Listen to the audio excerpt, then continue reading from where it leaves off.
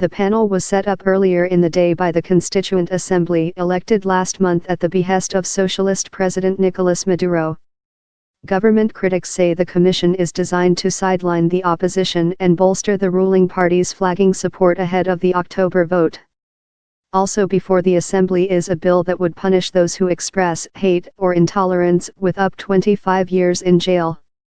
The opposition fears such a law would be used to silence criticism of a government that, according to local rights group Penal Forum is already holding 676 political prisoners. Over 120 people have died in 4 months of protests against the president's handling of an economy beset by triple-digit inflation and acute food shortages. Maduro loyalist Delcy Rodriguez was named as head of the Truth Commission, on top of being president of the assembly. She said she would ask the country's CNE Elections Authority for information about candidates running in October.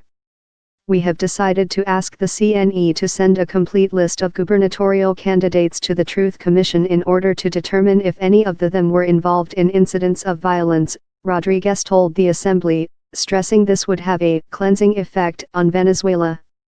Jail anyone, for almost anything. Maduro defends the all-powerful assembly as the country's only hope for peace and prosperity.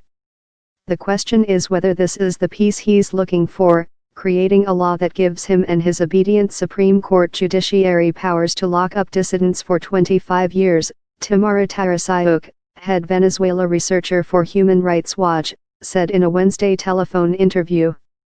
The proposal includes incredibly vague language that would allow them to jail anyone for almost anything, she added.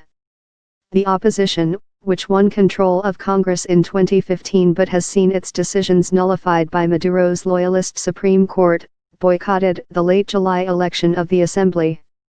Entrenched impunity. The Geneva-based International Commission of Jurists said in a report on Wednesday that Ortega's dismissal removes one of the last remaining institutional checks on executive authority. The country's new chief prosecutor, Maduro's ex-human rights ombudsman Tarek Saab, on Wednesday outlined corruption accusations against Ortega and her husband German Ferrer.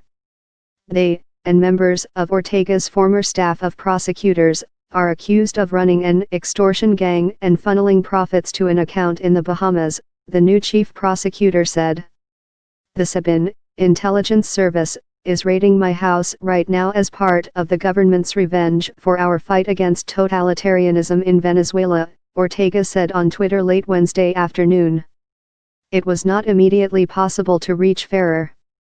In the past, his wife Ortega has said accusations against them are politically motivated.